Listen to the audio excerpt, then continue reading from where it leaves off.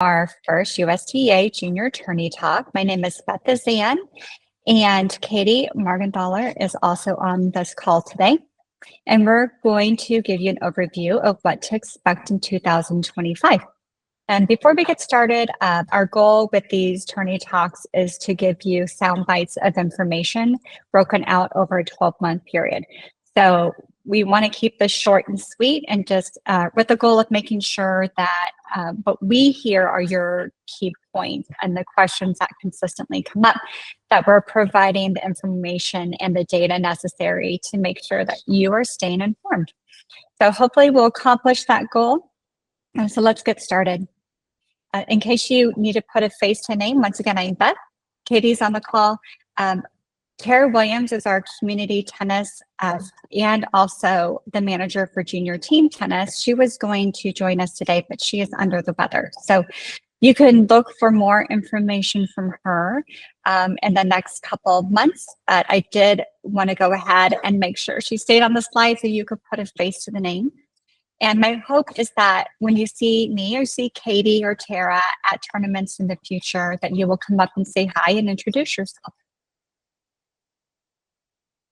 One more important, I guess, a few housekeeping items that we will go through today.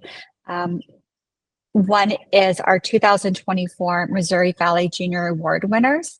Every year, USTA Missouri Valley will host our annual conference. It's usually the first weekend of December.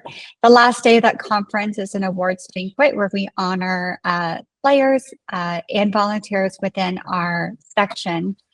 And as you can see, this is a list of all the junior awards that we give out and our Missouri Valley players that received these awards this year. So if you know these players, please reach out and congratulate them. New this year is our 2025 Junior Advisory Panel. This is a great group of athletes throughout Missouri Valley. They went through an application process. It was very difficult to narrow down the field, but these are the 11 juniors that we ended up choosing for the panel. We've had 2 meetings with them. Our last one was this past Tuesday night.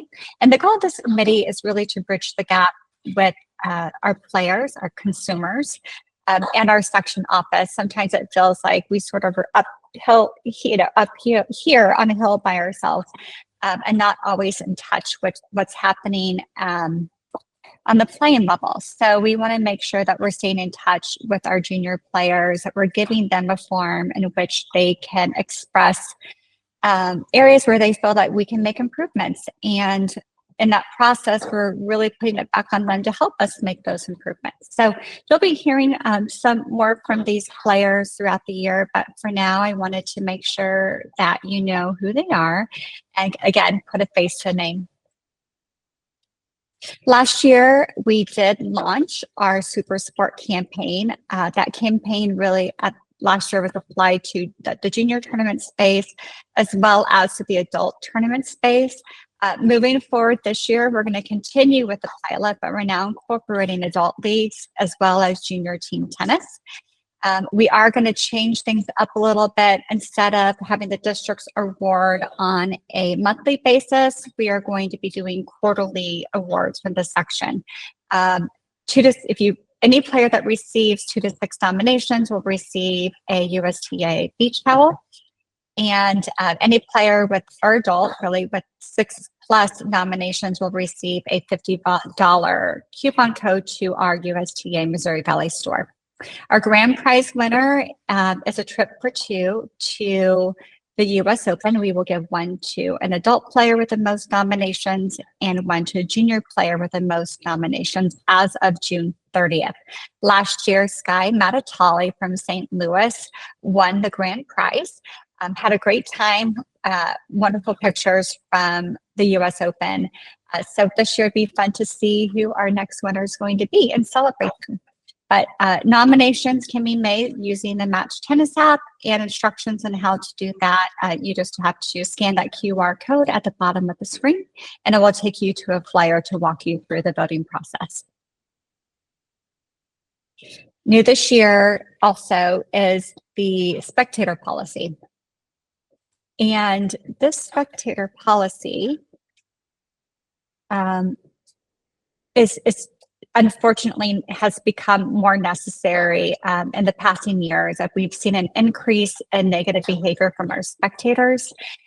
The gist of this is, and you can take the time to read through this on your own, is that we're going to have a zero tolerance for any spectator who acts out at one of our junior tournaments. Our number one priority at all of our tournaments is to keep our players safe. And in doing so, we hope to create a more positive atmosphere for them. So if we feel like there's a spectator that, whether it's through aggressive behavior, bullying behavior, whatever that happens to look like, but it's not creating a positive atmosphere for our junior players, and is potentially, creating an unsafe place for them, they will be asked to leave the facility and they will not be allowed to return to the premises for the remainder of the tournament. Additionally, if it's deemed necessary, the player who has attended that tournament with that spectator will be issued 2 suspension points. So this is something that we don't want to have to do, but again, it feels like it's become necessary to do this. It hasn't worked in the past for the officials and tournament directors to kind of make arbitrary calls. They needed something that they could point to say, hey, this is what was communicated. It is a new policy, and I'm just carrying out the policy to make sure that we keep our players safe. So this is what has been created. It will live on the tournament homepage. Hopefully it will also be posted at tournaments, but you're hearing it now. So please be aware that this is something that Caitee and I will make sure is being enforced. And now that we've said it, I have no doubt that we won't ever have to do it. So that's the good news, and that's the plan. Along with this, because we hate to just be punitive, we also want to make sure that we are providing our parents and spectators, coaches, with ideas on the best ways they can support their junior player. And it is very difficult to sit and watch a player overcome adversity and not get emotional about that. Trust me, I've been there with my own children. So what I'm hoping is, and most of our parents are fantastic, but hopefully this is also a guide that serves as a reminder for your headspace as you go in to watch your kiddo play. How can you set yourself up to succeed? And so doing, how do you set up your junior player to succeed? So as you go through this guide, there's some ideas on preparing them for the match, once you get to the tournament site, during the match and post-match, to how you can make a difference. Because listen, we understand it takes a team, and you're a big part of the team for this player, getting them there, paying for their lessons, all the traveling that you do with them. So we want to make sure that we're supporting you as well.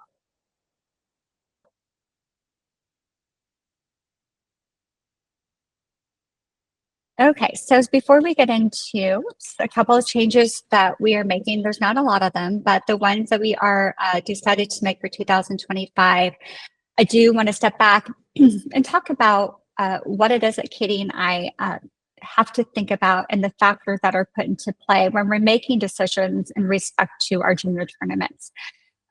First and foremost, USTA Missouri Valley does have a junior play committee, and this committee consists of Caitee, but it consists of volunteers throughout our section.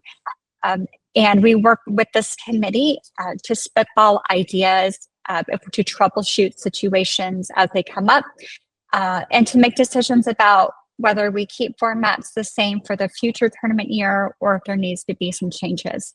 And one of the things that is really important for us to remember is the criteria that's given to our section through USTA National. USTA National staff also works with a National Junior Competition Committee. That committee has been responsible all throughout the year to determining our tournament structures throughout the country. And in 2020, they adopted the level-based system. And in 2021, they implemented that level-based system, level 7 through level 1, and opened up the borders for the first time so that players had the ability to play in any open tournament across the country. So part of that process in opening those borders, the committee also looked at section-specific information to determine how many level 3 closed, how many level 4 tournaments, and how many level 5 tournaments a section can host. Every section across the country has a different number. We all can only host 2 level 3 closed, but as far as the number of level 4 tournaments and the level 5 tournaments hosted, that does vary from section to section. And the other part of that equation, so not only does national dictate how many we can host, they also are evaluating the strength of those tournaments. And so they're looking to see, did the tournament fill? If it filled, or even if it didn't fill, they're evaluating the level-based play within that tournament. Was it competitive for that level? The problem that often has happened in the past is that tournaments didn't fill, they become a direct acceptance. So players that didn't have experience in the junior tournament space, or maybe were over-experienced for that level of a tournament, were getting in because they could. So one of the things that we're hearing in feedback from our National Junior Competition Committee is that Missouri Valley and other sections cannot fill their tournaments, and those tournaments are not level-based, we run the risk of losing some. So that's one of the key factors that we always have in the back of our minds when we sit down with our junior play committee. We collect data from every tournament, we share it with the committee, and we go through and saying, based on this criteria, are we hitting the mark? And if we're not, then we have to evaluate and we have to go back and make some changes. So that's really important. Other things that we always want to take into consideration in that tennis ecosystem is listening to our coaches, making sure they're not spread too thin, making sure they feel their players are being developed accordingly, making sure that we are giving our consumers what they want with the best of our ability to do that. Also making sure they're not spread too thin, and adhering to all the other things that you see here. And we're going to get a little bit more into the needs of the players and also balancing those needs with the facility as we jump into future topics. So for now, I'm just giving you a general overview, but we'll get a little bit more into these things as we move forward throughout the year. So I'm going to turn this over to Caitee.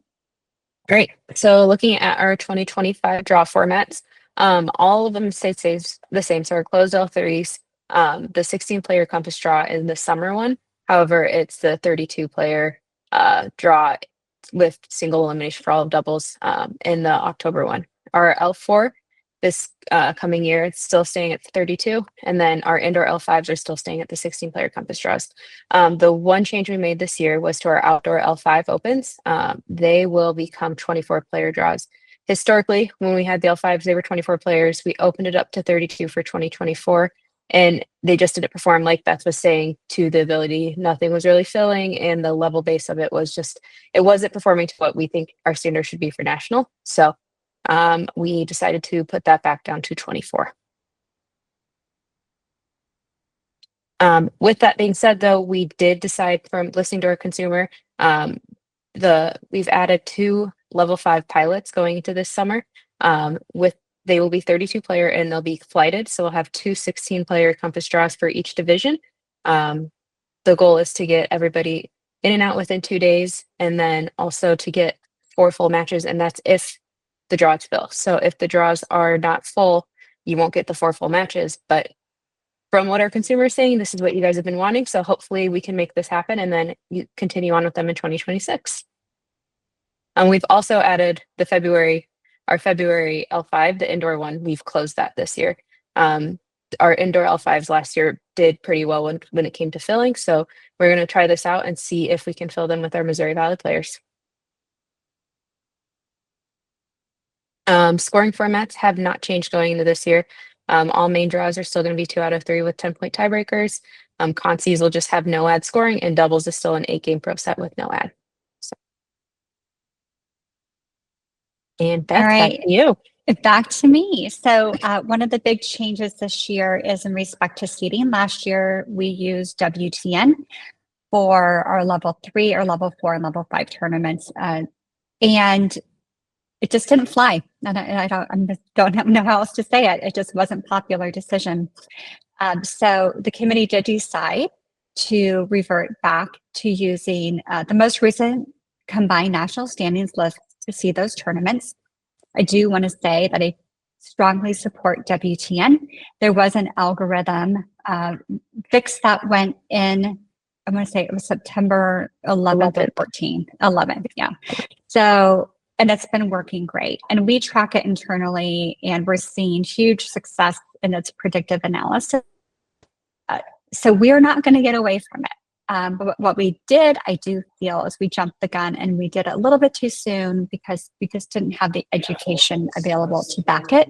So that's going to be our focus, is how do we start to make that mental shift and respect to WTN with our consumers. So we know you all feel very strong and positive about UTR, and our goal is to help you get to that same place with WTN, because it's not going anywhere. We will be incorporating it back in to our tournament space at some point.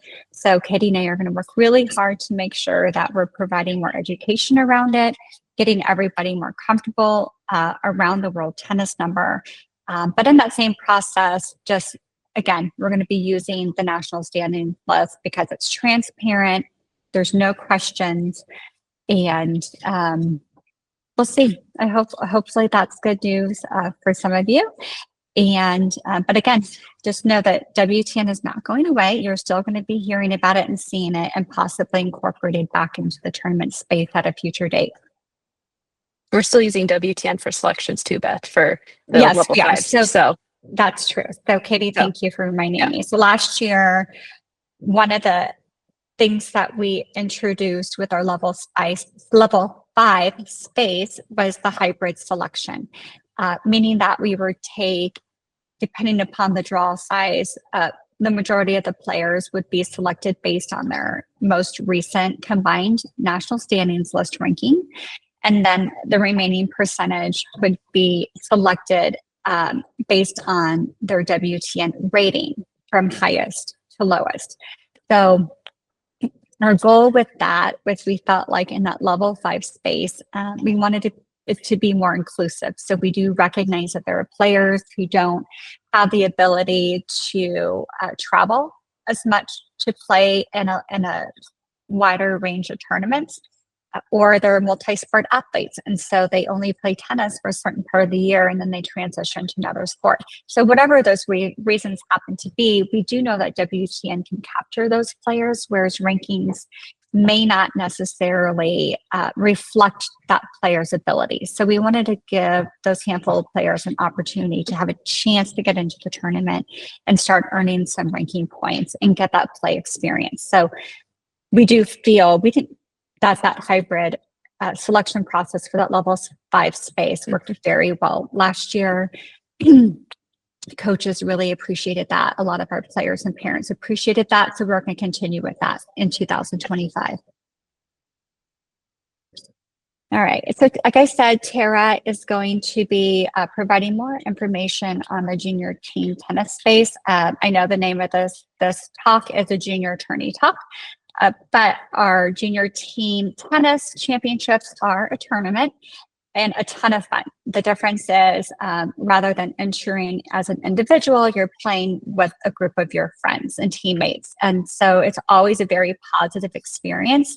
It's shifting a little bit in the way that it's been structured, but it's such a fun league for kids to play in. And so I highly encourage you, if you're not familiar with junior team tennis, to reach out to your local contact and just be on the lookout for more information from Tara. Okay, as we wrap up, this QR code will take you to our junior resources page on USTA.com. It can be a bit of a challenge to find information on USTA.com from time to time. So my recommendation is to bookmark this page. So you have questions in respect to our schedule, to the national schedule, to quota, to our rules and regulations, our sportsmanship campaign, spectator policy, whatever that happens to be, it's all going to live here. So hopefully you'll find this resource helpful. But at any point that you have questions, are unable to find something, just need some guidance, you can bypass this and come to me or come to Caitee directly. We're always more than happy to help you. So I just want to thank you for your time. Again, I'd like to keep it short. I can be a little long-winded, but you'll be hearing more from us in the months to come.